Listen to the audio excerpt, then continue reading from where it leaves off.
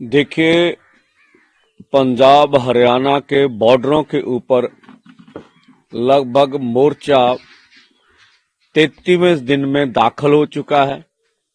दूसरे रूप में आप कहिए कि पंजाब हरियाणा बॉर्डर को सील किए हुए, सरकार को रोके हुए, बड़े हाईवे के ऊपर दीवार निकाले हुए, वहां किलों की जो फसल उगाए हुए लगभग 38 दिन हो गए। तो ये पंजाब के अर्थचारे के ऊपर, पंजाब की मंडियों की खेती के ऊपर, छोटे व्यापारियों के ऊपर इसका बुरा प्रभाव पड़ रहा है। हरियाणा में भी जिस तरह से 70,000 से ऊपर अर्धसैनिक फोर्स अभी भी लगे हुए हैं, अभी भी बैरिकेटिंग दिल्ली के अंदर हुई हुई है, इससे आम जनमानस को बहुत असुविधा हो रही है। आपके माध्यम से आज फिर अपील करेंगे सरकार से कि जब हमने दिल्ली अपने पंजाब हरियाणा के बॉर्डरों के ऊपर बैठने का निर्णय ले रखा है कि जब आप रास्ता खुला देंगे तब हम दिल्ली जाएंगे। बेशक राजधानी जाकर अपना आंदोलन करने का हमने फैसला तो वापस नहीं लिया भाई, अब आपको ये रास्ते रोकने का कोई अधिकार नहीं, पूरी तरह रास्ते आप खोलिए। दूसरा, जो हमने अनाउंसमेंट किया है, बहुत से सरकार ये अफवाहें फैला रही है कि सरकार ने सारी बातें तो मान ली, तो अब ये कार्यक्रम क्यों किया जा रहा? आप देखिए, क्या ये देश जानना नहीं चाहेगा कि हमारा दिल्ली में जाके आंदोलन करना अपनी राजधानी में, क्या ये हमारा मौलिक अधिकार नहीं है? इसकी वजह से, या फिर जो हम मांगे लेकर आए कि एमएसपी लीगल गारंटी कानून बना के दीजिए, जो पहले कमिटमेंट कर रखी थी सरकार ने, और किसान मजदूर को कर्ज मुक्त करिए, ये भी बातें थी। जब मोदी जी पहली बार प्रधानमंत्री बनने जा रहे थे, तब उनकी ये बोला था कि हमने संकल्प पत्र में ये बात लिख दिया है कि पहली कैबिनेट मीटिंग में किसान मजदूर को कर्ज मुक्त करेंगे। तो ये मांग उठाना हमारा क्या अनैतिक कार्य है? और इसी के साथ साथ C2 50% फार्मूले के अनुसार फसलों के दाम तय करवाना, ये हमारी गलत मांग थी। इसलिए क्या, और इसी तरह खनौरी गोलीकांड और लखीमपुर गोलीकांड, क्या इंसाफ हमें मिल गया? तो इन मांगों को लेकर जब हम आंदोलनरत थे, तो फिर इसलिए हमें क्या ये इसकी सजा दी गई हमें कि हमें दिल्ली जाने से रोका गया, पंजाब हरियाणा बॉर्डरों को रोका गया। और जो अब बोल रहे हैं कि सब कुछ तो सरकार ने क्या अनाउंसमेंट कर दिया, कौन सी सरकार ने, क्या पंजाब सरकार ने क्या अनाउंसमेंट कर दिया? भाई, इस तरह की बातें क्यों कर रहे हैं? क्या हमें जिन्होंने गोली मारी शहीद शुभकर्ण सिंह जी को, क्या उनका पर्चे में नाम आ गया? क्या उनको नामजद कर लिया गया? उनको पकड़ के जेलों में फेंका गया? जिन्होंने 400 से अधिक हमारे किसान मजदूर नौजवानों को घायल किया इस आंदोलन में, क्या उनको सजा मिल गई? तो भाई, ये हमारा मौलिक अधिकार है। हम देश भर के गांव में ये बात क्यों ना लेके जाएं कि क्यों हमारे शहीद शुभकर्ण सिंह को गोली मारी गई? तो तब हमने बल्लो गांव से उनकी अस्थियां उठाई और पूरे देश भर में ले जाने का निर्णय लिया। जैसे कल बठिंडा बल्लो गांव से कल हम लोग खनौरी और शंभू बॉर्डर पर उनकी अस्थियां लेके आए। सरकार इस तरह का प्रचार क्यों कर रही है? इस तरह से क्यों कर रहे? क्यों ना भाई करें। अब हमारे नौजवानों को आप सीधी गोली मारोगे, बुलेट इस्तेमाल करोगे, तो हम देश के लोगों के बीच ये बात लेके जाने का क्या हमारा मौलिक अधिकार नहीं है? हम लेके जाएंगे पूरे देश भर में कि क्या जो मांगे हम लेकर आए वो मांगे रखना आपको किस तरह से अनैतिक लग रहा? तो हम तो पूरे देश भर के 140 करोड़ लोगों के बीच ये बात लेके जाएंगे कि हमारे शुभकर्ण जी को क्यों गोली मारी गई और उनके दोषियों को सजा क्यों नहीं दी गई। लखीमपुर खीरी के कातलों को मोदी सरकार ने टिकट क्यों दे दी, उनको अभी तक सजा क्यों नहीं दी गई? तो हम तो मांग करेंगे। और देखिए, इस बार एजेंडा तय कराएंगे पूरे देश से कि आपने कौन सी सरकार चुननी है, देश निर्णय करेगा, देश का किसान मजदूर आम जनता निर्णय करेगी। क्यों ना जिन्होंने पिछले आंदोलन में हमसे वादा किया था मीटिंग में कि हम बिजली बिल 2023 जो बना के रख लिया 24, वो नहीं लाएंगे, क्यों लेकर आए? बन गया बिजली बिल। ये अकेला किसान मजदूर का मुद्दा नहीं है, ये देश के हर नागरिक का मुद्दा है। ये निजीकरण का मुद्दा है, और निजीकरण के अगर आप इस पे आप लड़ेंगे नहीं तो आपका नुकसान हो जाएगा। ये पूरे देश में लेके जाएंगे, वादा किया था। पोल्यूशन एक्ट से खेती को बाहर निकालने का वादा था, ये क्यों नहीं पूरा कर दिया भाई? तो सारे देश भर में अपनी बात लेकर जाएंगे।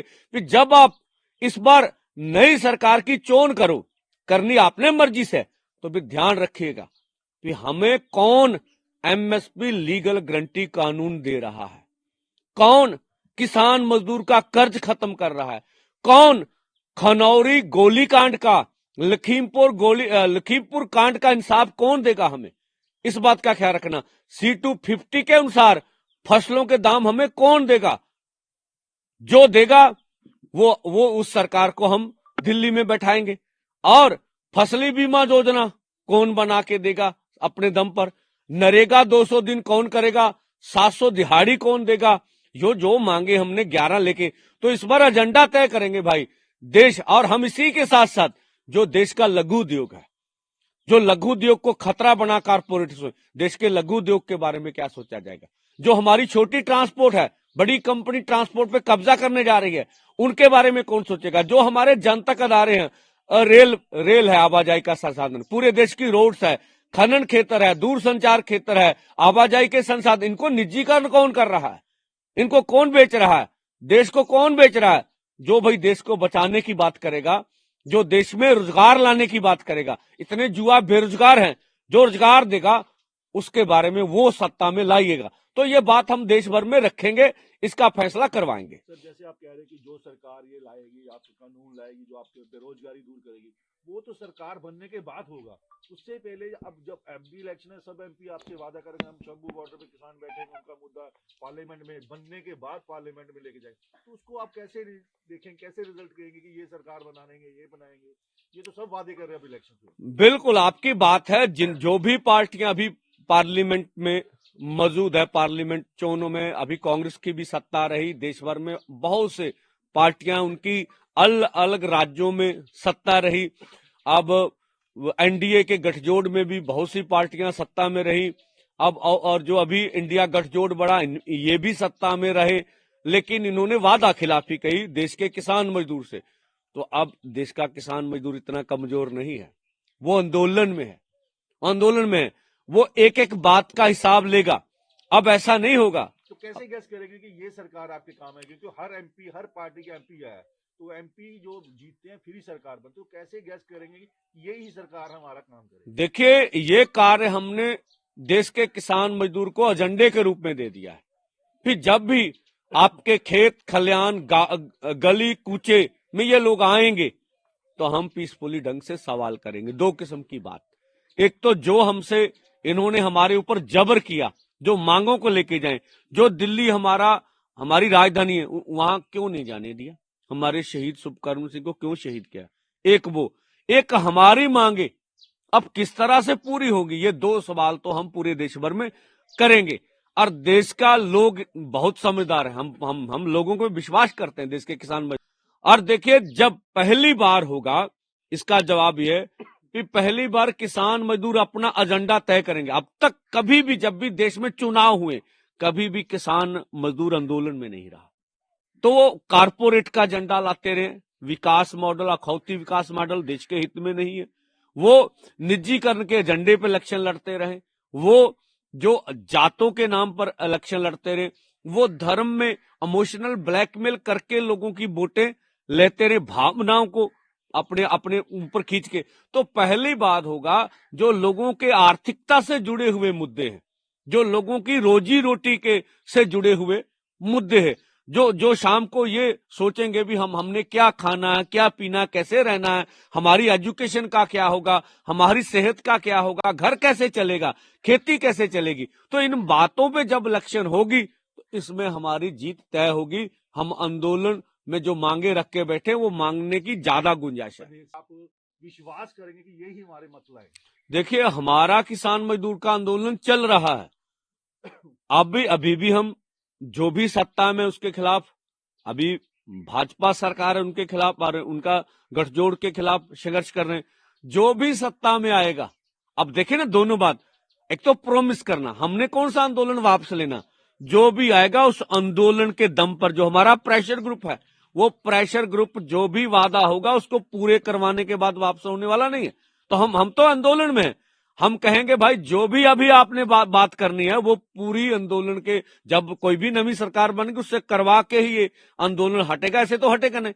ये हमारे लिए सबसे बड़ी बात है। एक कह रहे हैं खनौरी कांड में जो शुभकर्मा जी शहीद हुए थे, उनको गोली लगी थी सरकार ने, तो उस पर आप क्या कहते हैं? देखिए, जो सरकार ने किया, ये जो मीडिया में सरकार के पक्ष वाले लोग हैं, देखिए अपनी को बात को लेके जाना देश भर में, ये लोगों को भड़काना नहीं होता है। ये अपना पीसफुली ढंग से लोगों की कचहरी में अपनी बात लेके जाना। लोग सबसे बड़े होते हैं, लोग निर्णायक भूमिका में होते हैं। जो हमारे साथ हुआ वो देश भर में क्यों ना लेके जाएं। इससे किसको आपत्ति है? सरकार को आपत्ति है। उनको लग रहा है कि इससे जो हमारा और डैमेज होगा। उन्होंने डैमेज कंट्रोल के लिए बहुत से निर्णय लिए, लेकिन वो फेल होते नजर आ रहे हैं। अब देखिए, अब महारानी परनीत कौर जी कल भाजपा में चली गई। ये परिवार वो परिवार है जो पहले मुगलों के साथ भी रहा, अंग्रेजों के साथ भी रहा, अब भी उस सत्ता के साथ जा रहा है जिन्हों के हाथ खून में रंगे हुए। देखिए, जिन्होंने हमारा शहीद शुभकर्ण सिंह को गोली मार के शहीद किया, भाई आप उनके साथ क्यों जा रहे हैं? अगर आप पंजाबी हैं, इस पंजाब का खाते हैं पीते हैं, पंजाब ने आपको सत्ता दी, तो आप क्यों जा रहे हैं? तो हम तो देश से कहना चाहेंगे, आप जाने से पहले पंजाब के लोग, पंजाब के एमपी एमएलए जरूर सोचे भी किनकी ओर जा रहे हैं। तो ये लोग तो प्रचार कराएंगे हमारे खिलाफ ना, भी ऐसा क्यों कर रहे हैं। नहीं तो ये हमारा जो डेमोक्रेटिक राइट्स है, हम उसको इस्तेमाल करेंगे। तो बच्चों के एग्जाम आ रहे, कुछ जिलों में नेट भी बंद किया, आप शंभू में बैठे हैं, उनको भी प्रॉब्लम हुआ। आपके मतलब किसानों की तरफ थोड़ा कुछ लोग गलत सोचते हैं कि किसानों की वजह से ये सब कुछ हो रहा है। नहीं, देखिए, अगर तो क्वेश्चन में ट्रांसपोर्ट की वजह से जो बंद हुई है हरियाणा से, उसे कुछ चीजों की महंगाई भी हुई है, कोई आइटम जहाँ पे आ नहीं रही है अमृतसर इस तरह। देखिए, हम तो आज भी आपके माध्यम से अनुरोध कर रहे हैं कि सरकार ने बॉर्डर बंद कर रखे, सरकार खोल दे बॉर्डर, इंटरनेट व्यवस्था कायम करिए, ठीक है ना। हमने अगर किसान मजदूर ने ये रोड्स बंद कर रखे तो हम तब ना जिम्मेवार होंगे इसके लिए। अब ये सरकार ने बंद कर रखे, यार बंद ही नहीं किए भाई, दीवारें उसार रखी है, उसको गिराने के लिए भी 8-10 दिन लगेंगे। हम तो आज भी बोल रहे हैं कि जो जिन युवाओं के पेपर हैं, इंटरनेट बंद करके उनको सजा क्यों दे रहे हो? आप ट्रांसपोर्टर जो है वो आते जाते उनको सजा क्यों दे रहे हो? जो पंजाब में बहुत सा सामान आना है, यहां से बहुत सा बाहर जाना है, खेती सेक्टर, मैं तो बोलता हूं पंजाब सरकार इस पे क्यों चुप है? पंजाब सरकार इसका एनालिसिस कराए कि हमारे पंजाब को ये जो रोड ब्लॉक हुए केंद्र सरकार ने किए, उससे कितना घाटा पड़ा, तो वो घाटे की डिमांड करे। अगर पंजाब सरकार डिमांड भी नहीं कर रही है तो हम कहते हैं आप मिले हुए, तो हम तो कहते हैं भाई आज ये सब खोल दो। हमने तो अपनी ओर से कुछ भी रोका नहीं है। इन सरकारों को कहना है कि अगर इंटरनेट शुरू करते हैं तो उसमें लोग किसानों के साथ खालिस्तानी भावनाओं को ऐसे लोगों की तरफ दिखाते हैं, उससे माहौल खराब हो सकता है इंडिया में। उसमें आप देखिए, बिल्कुल नहीं, हमारा आंदोलन पहले भी पीसफुली था, आगे भी पीसफुली है। हमारा एजेंडा मांगे बिल्कुल तय है, ठीक है। और अगर इंटरनेट आप खोल भी देंगे, इस तरह की कोई भी समस्या नहीं आएगी जिस तरह का सरकार दावा कर रही है।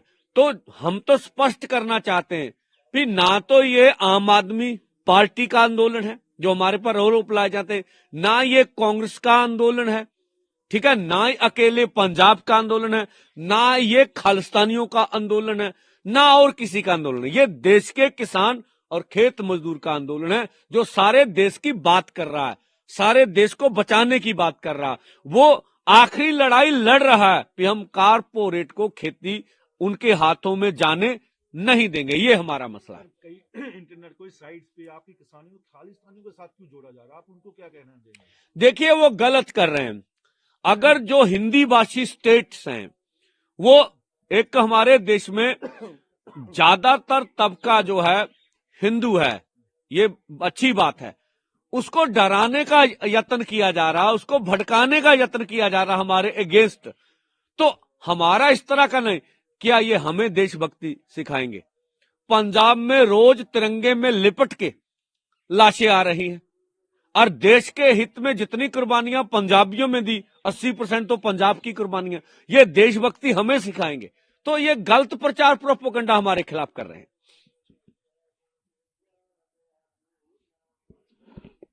आज का आपका क्या प्लान है? आज के दिन जैसे आप अमृतसर में आए, गाँव जाएंगे, क्या अमृतसर आज हम पूरे अमृतसर में यहां पर नुक्कड़ मीटिंग करेंगे और आने वाले समय में जब यहां गेहूं की कटाई होगी तो वहां आंदोलन किस तरह से हम जारी रखेंगे और आने वाले कार्यक्रम जो 2 बड़े फोरमों में तय कर रखे हैं उनको किस तरह से करेंगे, उसके बारे में आज अमृतसर जिले में लगभग मैं अभी से लेकर लेट नाइट तक पूरे नुक्कड़ मीटिंगें करके इसकी तैयारी कराऊंगा। आप हरियाणा में जो कलश लेके जा रहे हैं, वहाँ बड़ी एक रैली कर रहे हैं, आप समझते हैं सरकार वहाँ होने देगी ये चीज?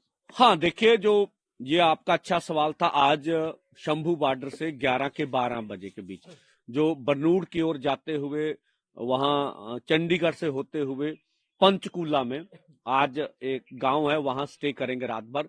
तो वो हमारे मनजीत सिंह जी रहे, लौंगोवाल साहब, अमरजीत सिंह जी मोहड़ी और मलकियत सिंह जी और हमारे बड़े लीडर उसकी अगुवाई आज करेंगे, यहां जाएंगे।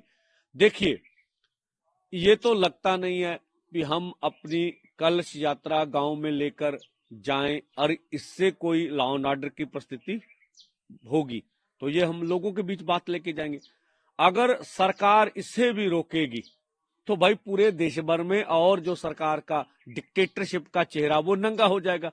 तो भाई अब किसी किसान आंदोलन में शहीद हुए किसी भी शहीद को गांव गांव में लोग उनको देखना चाहते हैं, उनके दर्शन करना चाहते हैं, इस पीड़ा को जानना चाहते हैं भी क्या आपसे हुआ, ये तो हमारे करने का अधिकार है ना। तो ये आज का कार्यक्रम रहेगा और 22 को बड़ी जो श्रद्धांजलि समागम महापंचायत हरियाणा में करेंगे, इधर 31 को मौड़ा मंडी क्या समझते हैं अंबाला में करेंगे। हरियाणा में ये रैली करने देंगी सरकार? वो हाँ। उनका कहना है कि शायद कोई वायलेंस हो सकती है, कोई ऐसा हो सकता है, कोई माहौल खराब हो सकता है। देखिए, आप उसकी जिम्मेवारी लेंगे अगर मान लो ऐसा कुछ होता है? बिल्कुल नहीं, बिल्कुल हमारी जिम्मेवारी। ना तो किसी किस्म का कोई इस तरह की वायलेंस होगा, ना को लॉ एंड ऑर्डर की समस्या होगी। हम बैठे हुए, अब इतना समय हुआ तभी कुछ नहीं हुआ, अब कहां से होगा? तो हम तो पत्रकार बंधुओं से भी बेनती करेंगे चंडीगढ़ के कि वो जरूर उसके साथ जाएं, क्या सरकार करती वो भी सबके सामने आ जाएगा।